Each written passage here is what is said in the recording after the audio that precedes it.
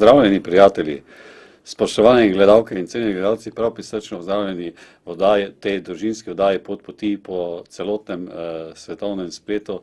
Lep pozdrav vsem tistim, ki nas spremljate izven naše lepe domovine.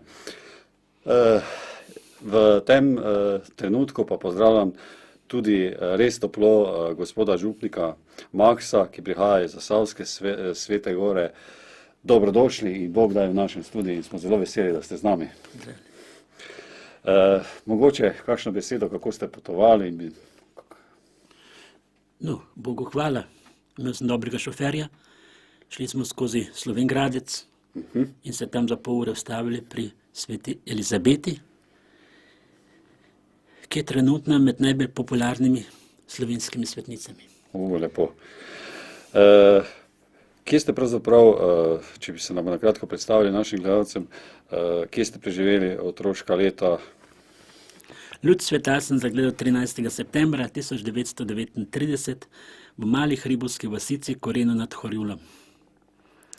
Horjul sem hodil v osnovno šolo 6 let, potem sem šel pa v drugo župnijo, Pohogradec, pa v nižjo gimnazijo. Takrat še ni bilo 8-letke. Je bilo treba nižjo gimnazijo imeti, kdo je hotel nadaljevati šolanje. Drugače ni bilo možno.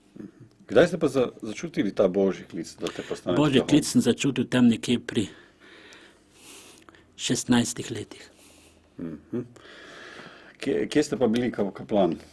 Kaplan sem bil samo 2 leti, nič več, v Metliki v Beli krajini.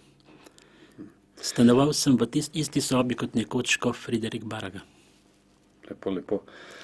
Nam pravzaprav na kratko predstavite tole cerkev na Zasavski Sveti Gori. Torej zdaj pa živim že 24 leto na Zasavski Sveti Gori, blizu geometričnega središča Slovenije.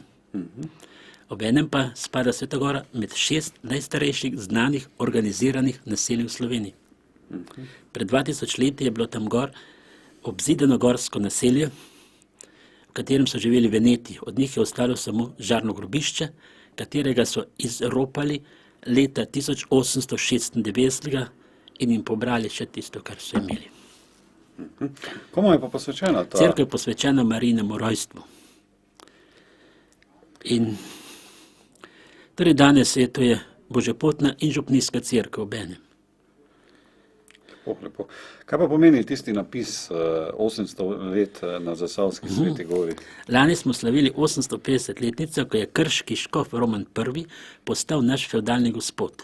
On je blizu nas pod Vačami kupil grad in pa, kar je takrat k fevdalni gospodski, k načinu življenja spadala tudi fevdalna posest, ker prej je bil pri nas koroški vojvoda, deželni gospod, od 1155 naprej pa je bil deželni gospod krški škof. Prav je tudi za našim gledalcem povemo, da je lahko to en lep izlet na Zasavsko Sveto Goro, da je lahko to eno lepo romanje, da imate tudi zelo lepo cerkev, pa lepo kapelico. Da, farna cerkev je posvečena Marijinemu rojstvu, potem imamo pa kapelo, ki je pa posvečena Medžugorski Mariji, kraljici miru. To je bila prva kapela na svetu posvečena medžugorskim prikazovanjem. Aha, lepo. Kdaj ste pa zgradili ta prizidek nad vašim župniščem in kako je pravzaprav nastal? To je bilo nekoč, pred drugo svetovno vojno je bila to prosvetna dvorana. Potem med vojno je to bilo požgano in potem smo pa iz razvalin pa naredili to, kar sedaj je kapelo. Potem ste še tudi en prizidek naredili zraven, ne? Ja, mečken smo malo povečali, ker je bilo tesno za pevce in tako naprej smo malo. Kdaj vas pa romani največkrat obiščejo? Mi imamo redno romarski shodi, so vsako prvo nedeljo popoldne, drugače tradicionalno stari romarski shod je pa največji na Veliki Šmarn 15. avgusta. Kako pravzaprav romani vidijo vašo župnijo in kraj? Kako je pravzaprav biti župnik na Zasavski Gori? Jaz sem v takih krajih rojen, v takih krajih sem gor zrastel. Celo življenje, na primer, živim ob kapnici. Jaz nimam ne doma, ker sem bil, zdaj imajo vodovod, nekoč ga ni bilo. Tukaj imamo kapnico, pa mene to nič ne moti, lahko živim. Danes, ki je avto, ni nič posebnega. Nekoč je bil pa na Sveti gori mežnar zavezan, da je župniku moral znositi vse tovore v dolino in nazaj. V mlin, v trgovina, karkoli, vse trgovina je bila tudi gor. Ampak vse, kar je bilo treba, je mežnar bil zaposlen, ki je brez ugovora moral prevzeti tovor in ga odnesti. Koliko obiskovalcev Sveti imaš in koliko otrok imate pri verouku? Verouku imamo 50. Verouk imamo samo ob sobotah in nedeljah. Pred drugo svetovno vojno je bila pri nas tudi osnovna šola, zdaj pa ni več. Zdaj pa hodijo v 5 krajev ti otroci v šolo in imamo verouk samo ob sobotah in nedeljah. Kako vam pa pravzaprav lajaki pomagajo pri... No, imamo organista, potem pomagajo redno vsako soboto druga vas čisti in krasi cerkev. In tako stvari, potem zdaj imamo še gospodinjo nepokretno in vaš župljani pravijo, naša je in mi bomo za nje skrbeli. Lepo, lepo. Spravim, zelo lepo je tudi pri vas, ko imate pritrkovalce zvonov. Tega skoraj v slovenskem prostoru izginja, bi morda še tukaj dejali. Da, bili smo brez njih dolga desetletja. In zdaj je bila pa lani, je bila pa pri nas pritrkovalska šola, slovenska pritrkovalska šola. Primorska škofija je sodelovala in ljubljanska. Je bilo 45 mladih pritrkovalcev, so se gor učili, so pri nas stanovali 9 dni. No in takrat so tudi 4 naše 2 punce in 2 fanta navdušili, da so se skoraj sprijeli za zvonovi, da bi bili stalno radi v zvoniku in to izvali to edinstveno slovensko glasbo. Ker to pritrkavanje je samo nekje na Tirolskem menda še na svetu to stvar, drugače pa to izraziti slovenski običaj. Lepo, da ga ohranjate. Še vedno smo v oddaji Poti, dragi moji prijatelji. Kdaj ste pravzaprav, gospod župnik Maks, prvič slišali za Medžugorje, odšli? Za Medžugorje sem prvič slišal v začetku avgusta 1981 leta. Niti še ni bilo 2 meseca po začetku prikazovanj. Moj prijatelj, duhovnik Janez Kompare, je šel v Split k svoji sestri na oddih. In ko je prišel na letališče z avionom, je prva beseda, ki jih je sestra spregovorila, Janez, a veš, kaj se tle dogaja? Marija se prikazuje. Je rekel, kjerkoli se usedel v gostilni, v restavraciji, ljudje niso drugega govorili, kakor o tem, kaj se dogaja v Medžugorju. Drug dan se usedemo v avto in gremo v Medžugorje. Rekel, ko mravlje so šli na tisto gor ljudje, po vsakem v rokah rožni venec. Je rekel, tudi če se ne bi Marija prikazovala, to nekaj pomeni. In potem sem se pa priključil prvemu avtobusu, ki je šel iz Slovenije, 22. oktobra 81 leta. In potem sem bil tisto leto še 2-krat. Kako gledate na ta milostni kraj Medžugorje, Brdo ukazivanja? Ubogi ljudje, ki Medžugorje ne poznajo in ne doživijo. To je odkritje, to je zaklad, to je novo versko duhovno obzorje, ki ga človek doživlja. V Medžugorju se izpolnjuje, kar je napovedal že apostol Janez, in odprlo se Božje svetišče nebesih in videla se je skrinja Gospodove zaveze. In prikazalo se veliko znamenja na nebu, ženo obdano s soncem, pod njenimi nogami mesec in na njeni glavi venec iz 12 zvezd. Bila je noseča in je vpila v porodnih bolečinah in mukah. Jaz sem patra Zavko, da ko je prišel iz zapora, sem ga vprašal, če so danes tisti časi, ki jih svetopismo to omenja. Je rekel, so. In kdo je tisti otrok, ki ga bo ta žena rodila? Je rekel, to je Marino delo v Medžugorju. Lepo. Potem je tudi Križevec, to je tudi en takšen milostni kraj. Da. Prav na Križevcu smo večkrat Marijo videli, pa ne od blizu, ampak od cerkve na Križevac. Smo večkrat, leta 82. smo vsak mesec, ko smo prišli v poletnem času, videli Marijo. Pa ne samo jaz, vsi moji romarji smo jo videli. Kakih 20 cm se vrno bela ženska postava se je pojavila v zraku gor pri križu in 3-krat nam je vedno pomahala z rokami v pozdrav. Kako je bilo pravzaprav tisto prvo srečanje, ko ste se srečali z Marijo? Da, to je bilo 25. maja 1982 leta. Takrat smo stanovali v hotelu Ljubuškem, 10 km iz Medžugorja, in je avtobusa nismo mogli dobiti še takrat, da bi nas romarje prevažal, zato smo se vozili s taksi. Taksisisti so lepo poceni in smo se kar lepo imeli. In prvi so šli zjutraj že o 5, jaz sem pa moral kot vodja počakati, da je šel ta zadnjo, da je dal ključe, potem sem pa lahko šel iz hotela. In tako so eni šli že o 5, drugi pozneje. In tisto jutro se je Marija prikazala 3-krat. Ko sem jaz prišel 7:30 pred cerkvijo, pa je na romarca skočil mene, prav kje spohoda, mi smo pa Marijo videli. Bilo mi je malo krivo, jaz bi je tudi rad videl. In potem gledamo proti križu, dež je padel, bije pa se svetu, kot da je srebrn. Danes je belo poštrihan, pobarvan, takrat pa ni bil, je bil pa siv beton. In naenkrat, ko se je na podstavku odtrgal in je po zraku zaplaval, 2-krat se okrog obrnil, in potem je začel pa absorbirati in so ostale samo svetleče črtice. In pred tiste svetleče črtice se je postavila srebrno-bela ženska postava. Da bi jaz videl oči, obraz, ne, jaz sem videl tam samo krog bel. Barve pa take ni na zemlji, ni srebro, ne belo.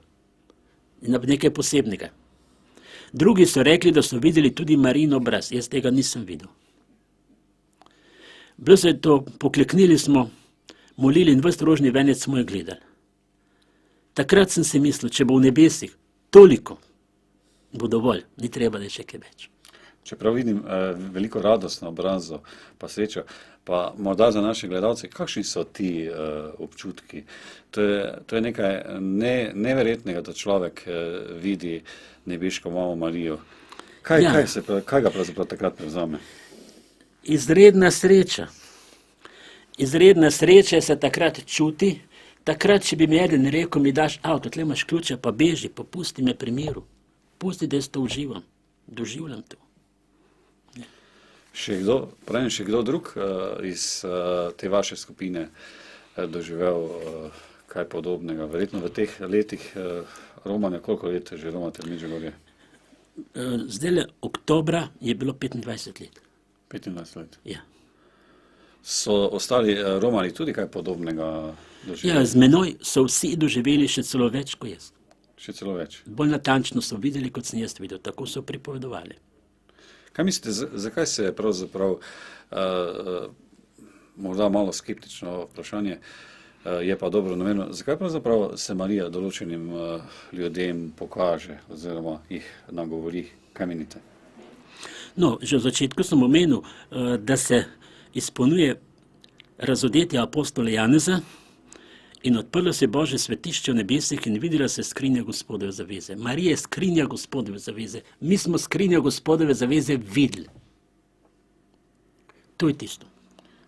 To je Marija, da je pogosto dol omenja, da so to posebni časi milosti. In to tudi čutimo, da to je. Samo še vedno premalo je ta zaklad, ki ga je Bog dal na zemljo po svoji materi, premalo izkoriščen. Kako pravzaprav potekajo te maše oziroma v veliko jezikih v cerkvi svetega Jakoba v Medžugorju? Torej danes, ko je uvedeno v katoliški cerkvi somaševanje, je to pač enostavno v 2 krajih se v kapeli in v cerkvi se običajno vrstijo maše, največkrat so v 10 jezikih. En dopoldne. To je tudi veliko število duhovnikov, vernikov. Da. Potem je tudi v Medžugorju park miru, kip stalega Jezusa, verjetno tudi. Da, to je delo slovenskega kiparja, ki je to naredil in tam se dogaja čudež, da noga tega Jezusa se stalno solzi. Vsaj kadar sem bil jaz, tam je vedno se tekle kaplje iz nje. Je pa verjetno to namenjeno, da ljudi nagovori oziroma da pokaže? Sigurno. Sladovi Medžugorja so tudi Majčino selo, Dženakolo, pa še morda še kaj več. Oja. Črnakolo sploh ne, tam so od 80 do 100 fantov, nekdani razbojniki, ki se danes so nam posebno vzgled. Fantje molitve, odpovedi, ki zavračajo televizijo, časopise, skratka vse in glavnem je molitev. Mnogi med njimi še po noči vstajajo in gredo pol ure v kapelo k molitvi. To je zelo lepo, ne? Ja. Potem so še druge skupnosti, je še dekliška skupnost v Medžugorju in še ena fantovska skupnost, ki ima podobno, ki je pa, katere je ustanovitelj, je pa pater Slavko, pokojni pater Slavko, je pa toliko razlike, da sestra Elvira, ki je ustanoviteljica Črnakola, ona zahteva za vsakega kandidata polletno pripravo, hoditi na predavanje in živeti zdržno, brez mamil.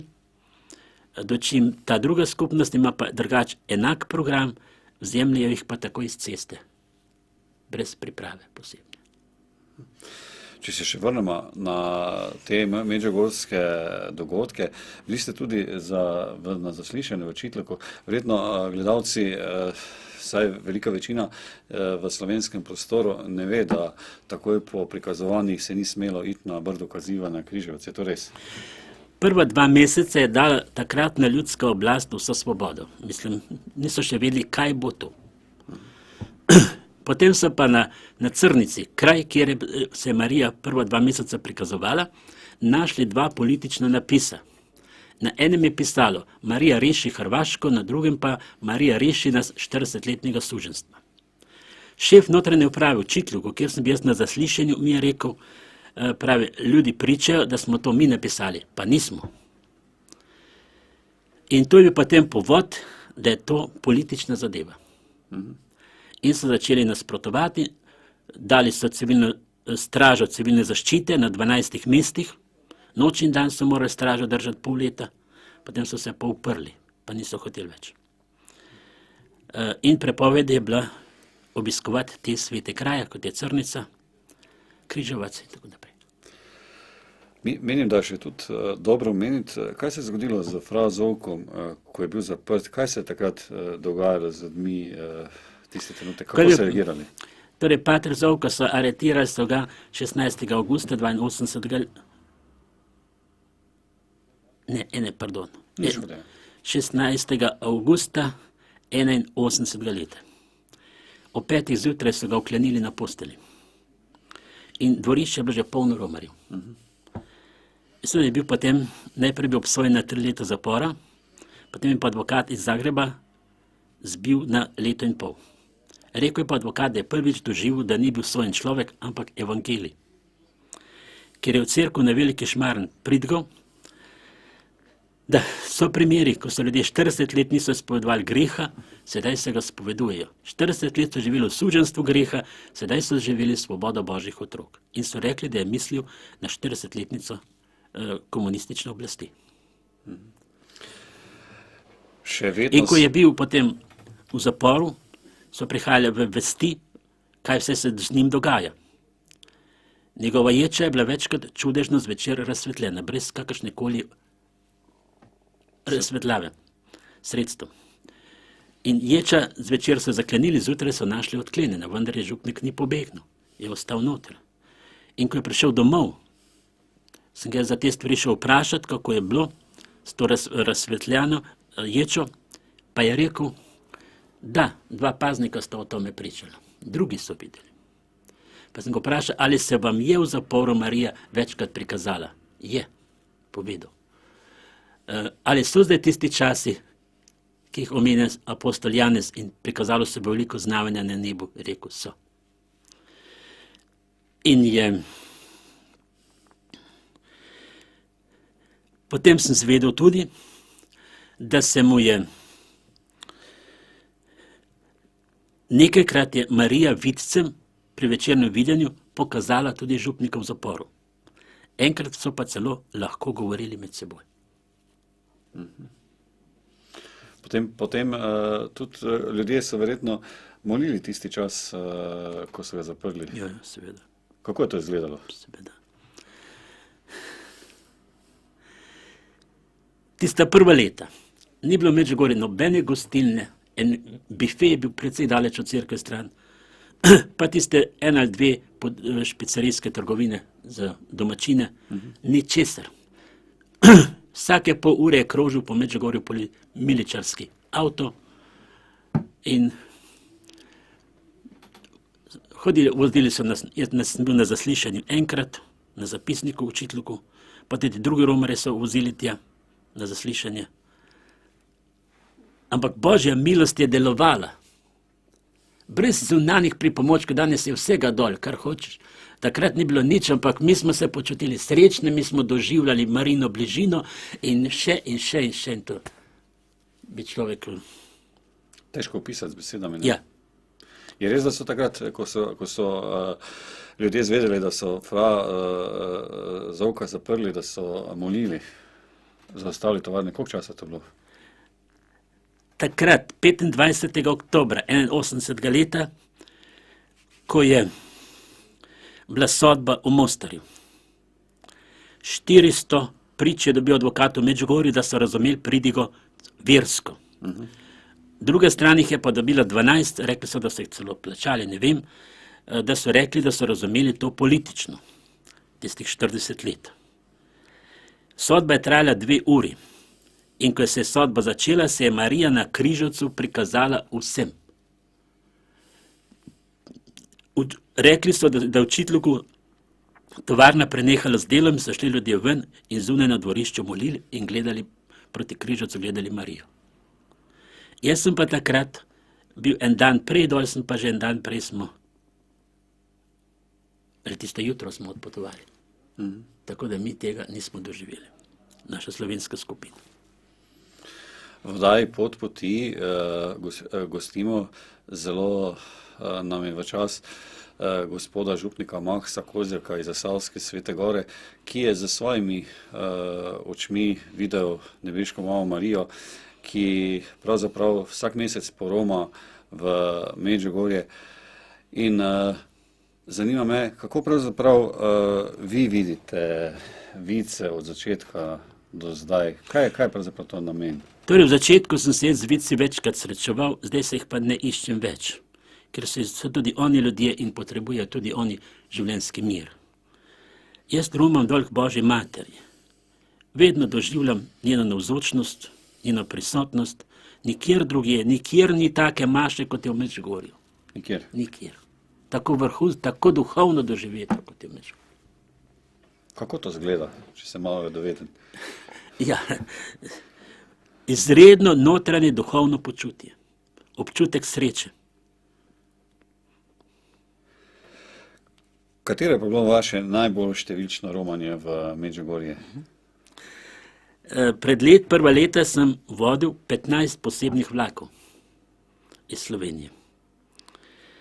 Največji vlak je bil 774 romarjev. To je veliko številko. Ja, to je bil prvi vlak, 774. Pa nismo imeli možnosti nikjer objaviti v kakšnem časopisu, ne v radiju. Samo enkrat je radio poročal to objavo, pa je bilo takoj prišla prepoved, drugič že niso smeli več prebrati. 774 in ves denar so moji organizatorki v Ljubljano romarji naprej poslali po pošti. Lepo, lepo. 15 vagonov je šlo. Čudovito. In enkrat je bil en teden, da smo imeli 2 vlaka, ker enkrat enih ni mogel vseh sprejeti, da so potem, ko sem prišel domov, smo se drugi dan takoj spet na vlak in smo se odpeljali z novim vlakom. To je bilo čudovito. In vsak vlak je bil ozvočen. Po celem vlaku smo hkrati prepevali, molili, imeli smo gor bife za zbiranje, spovedovanje. Do 2 zjutraj smo običajno duhovniki spovedovali. En vagon je bil določen za spovednico.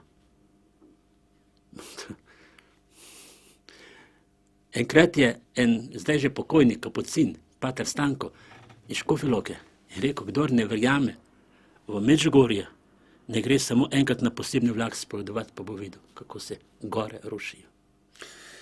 Je res, da bi lahko skoraj dejali, da je Medžugorje ena velika spovednica, saj tu ljudje odložijo velika vremena. No, to vse zraven, to skupaj spada. Nebeška mati ima tu svoj načrt, Jezus prav tako svoj načrt s tem Medžugorjem, sem je pa še daleč škoda, da ta stvar ni izkoriščena tako, kot bi lahko bila. Kaj mislite, zakaj? Ali ljudje niso toliko dovzetni, ali so toliko v materialnih dobrinah? Kaj menite, zakaj?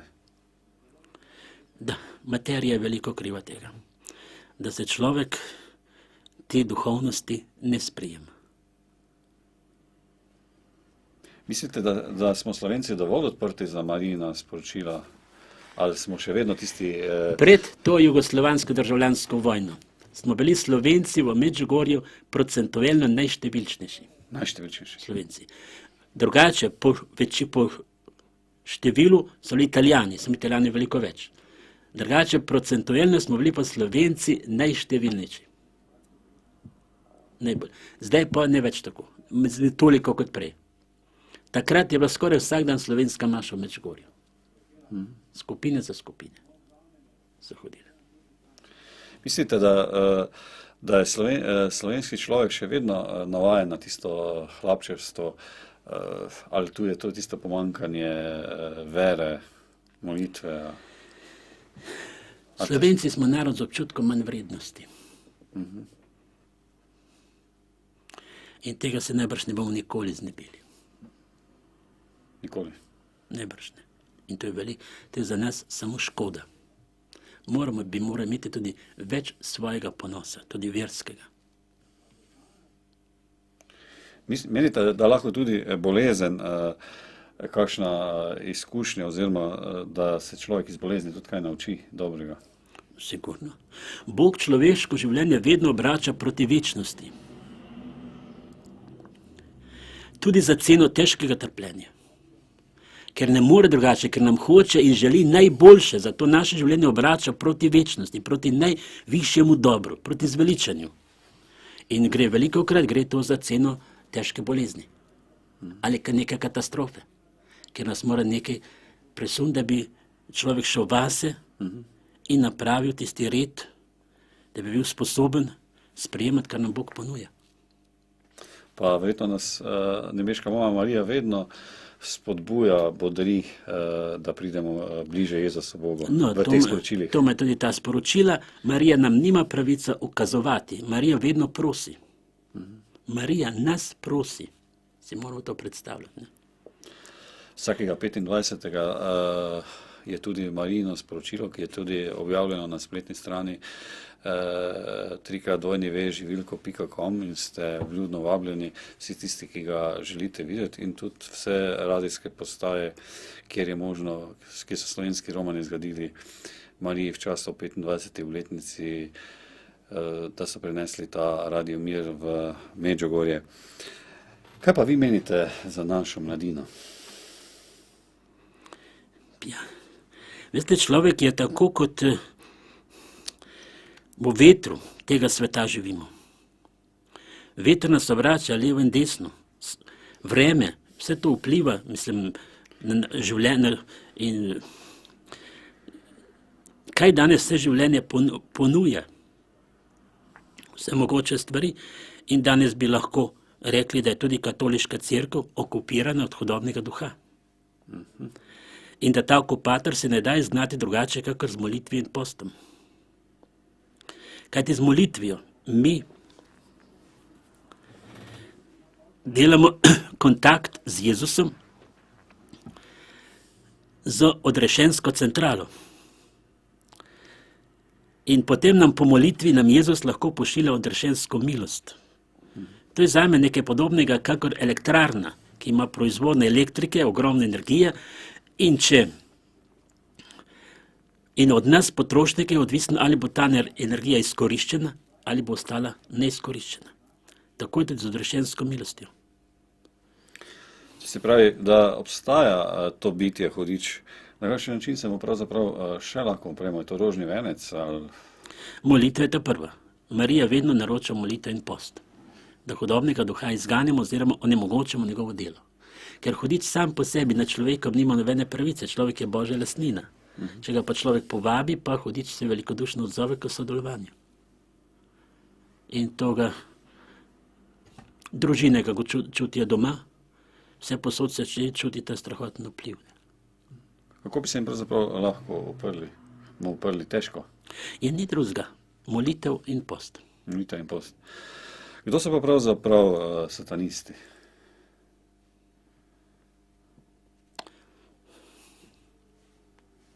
Satanizem je nastal leta 1896 leta v Ameriki.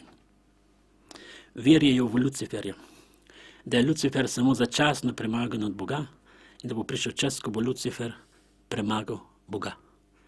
In zato se ti ljudje, ki imajo to versko prepričanje, se zbirajo k posebnim obredom, ki jim rečejo črne maše. Materija za črno mašo pa potrebujejo eno posvečeno hostijo iz katoliške cerkve in eno mlado punco. Kaj potem s tem počenjajo, ne vem. Je pa to verjetno zelo kruto, ne? Samo to vem, ko sem bil v Ameriki, so tam rekli, da po enem takem obredu so tisto punco potem zunaj tistega obrednega prostora našli mrtvo drug dan. Zelo krute stvari. Ja, ker se satanisti se trudijo, da bi na najbolj nagnusne načine skrunili Božje zapovedi. Kako je pa s sektami? Te se tudi širijo v slovenski prostor oziroma povsod. Tega verjetno v prejšnjem času, v prejšnjem režimu ni bilo toliko. Ne. Torej, jaz sem premajhen strokovnjak, da bi dajal na vse te neke strokovne odgovore, vendar se zase privatno to zamišljam tako, da človek, ki je bil rojen, vzgojen, popolnoma brez vere, pa če nekaj najde, ki ga duhovno dviga, je bolje kot nič. Kako pravzaprav se lahko človek opre na moč milost Svetega Duha? Torej, Jezus se nam ponuja po svoji materi. Marija je rekla v Medžugorju, zakaj se toliko trudite, izročite vse meni, bom jaz naredila to meno iz vas. Marija hoče biti prisotna v našem življenju. Zato je potrebno, da se človek vsak dan posveti Mariji, daruje svoje življenje in svoj dan, ki ga hoče preživeti. To je velikanskega pomena, da bi mi čim več dobrega odrešenskega naredili na tem svetu. Kajti življenje je enkratno in podarjeno. To je dar. Ja. Kako pravzaprav, če še na koncu strnemo, kako pravzaprav nemeška mama izgleda? Je to težko sploh opisati v besedah? Nič ni težko opisati, ker kakor smo videli, tako lahko povemo. Jaz sem pač videl srebrno-bela ženska postava. Vedno je imela pod nogami kroglo. Naprimer, enkrat je šlo še na črno, takrat še ni bilo dovoljeno, 40 mojih romarjev na goro Križovac. 16 je šlo pa na Crnico. Pa je bila, ta glavna pot je bila zastražena, smo šli okrog po Grmovju, smo gor zmolili 2 ali 3 zdrave Marije, pa smo tekli nazaj dol. Ko smo se dol obrnili, pogledali na Križovac, smo videli naše romarje črni venice okrog križa, 1 meter nad glavami se je pa svetila Marija. In Marija je takoj zginila, tista krogla, ki ima pa Marija pod nogami, smo jo pa gledali pol ure. Pol ure. In so naši romarji so rekli, da niso nič videli, počutili pa so se zelo srečne. Kaj se ne bi? To je res velika sreča. Ja. Pravim, verjetno je tudi podoben občutek takrat, kot vici se pogovarjajo. No, sigurno, mislim, to je... Pa človek je v kontaktu z najvišjo srečo. To je res velika sreča in milost. Na eni strani pravzaprav bi lahko ločili 2 vrsti videnj. Osebna videnja in videnja, ki jih vidijo vsi verniki, ne? Torej, v Medžugorju vici, najprej še 4, zdaj še 3, oni vidijo Marijo na metrski razdalji, trodimenzionalno in z njo kontaktirajo. Nam ostalim romarjem se je pa Marija občasno prikazovala. Največ smo jo videli 82 leta, takrat smo celo poletje vsak mesec smo Marijo videli. In sestra zakristanka mi je rekla, Slovenci imate posebno srečo, cel mesec ne vidimo Marije, ko pa Slovenci prijete, se pa prikaže. To meni da nekaj misliti. Je, ne? Marija na nas računa, malo več, kot si mi mislimo. To se pravi, to je že povabilo slovenskemu človeku, oziroma nagovor. Da je slovenski človek v svoji zgodovini zgradil 406 Marijinih cerkva. To nekaj pomeni. To je res. In pravzaprav tudi človek, ko pride v Medžugorje, gleda te velike trume ljudi, brez redarjev, vse teče spontano. Kaj menite, zakaj je to tako? No, danes je nek prometni red. Prvo obletnico, ko sem bil dol, takrat smo z avtobusom čakali do 11:02 ure, da smo se lahko uvrstili v promet. Taka gužva je bila, vse polno, nisem mogel dalen kamer. Ampak nobene jeze, nič, vse mirno, lepo čakali in ko smo prišli na vrta, smo šli. Vse je bilo lepo. In kljub temu, da ni bilo nobenih teh zunanjih stvari, ne trgovin, ne gostil, nič, ampak mi smo znotraj doživljali, znotraj Božja blažina, Božji mir v svojem srcu in to je bilo čudovito. Kaj menite, ko pogledaš, naprimer, te otroke, obiščeš njihove šole, gredo mimo cerkve, mimo križa, se pokrižajo, poklonijo Jezusu. Kaj je to? Ali je taka globoka vera v teh ljudeh? Da. Ko smo šli prvo leto po Medžugorju, pa smo srečali enega domačina, pa se ustavi nas pogleda, pa šta ste vi za jedni ljudi? Ništa ne pozdravljate, hvaljeni Isus in Marija. Dol je bil to takrat ljudski pozdrav. Pri nas v Sloveniji pa ta pozdrav že enih 100 let, ki ga ni več, nekoč je pa tudi bil. Zanimivo, kako učitelj pripelje otroke v cerkev, lepo v miru, stopijo pred oltar oziroma pred kip Marije, pomolijo, vse teče tako zbrano. Človek skoraj ne more verjeti temu. To verjetno vi še bolj poznate kot jaz. Da, torej vera deluje, milost deluje in vera je vrednota, ki je človek dolžan spoštovati z najvišjo možno stopnjo spoštovanja. Pri tem lahko tudi pomaga Sveto pismo, ne? Gotovo. Potem izhaja tudi mesečnik, kjer Odmev Medžugorja, kjer so tudi pisani, kdaj so vaša romanja, oziroma... No, tudi to je že bolj majhen obseg in tako naprej, vendar ena drobtinica je, ki lahko marsikomu pomaga. Koliko romarjev pa gre jutri v Medžugorje z vami? Jutri imamo samo 4 ali 35, bomo bolj majhna skupina. Drugače je vedno večja. Ja. In to pravzaprav greste z avtobusom? Z avtobusom, ker z vlakom je pa skoraj nemogoče. Mislim, bi bilo, pride zelo drago, pa dvakrat je treba presedati. Prej, ko smo bili v skupni državi, smo šli direktno z vlakom dol, zdaj pa naš ljubljanski pelje do Zagreba, hrvaški do Bosne in potem pa šele z bosanskim naprej in pride to zelo drago. Več kot enkrat draže, kot pa avtobus. So verjetno vaši verniki oziroma vaši župljani zelo srečni, da imajo gospoda župnika, ki... No, o tem jaz ne bi mogel govoriti, to bi mogli njih vprašati, jaz tega ne vem.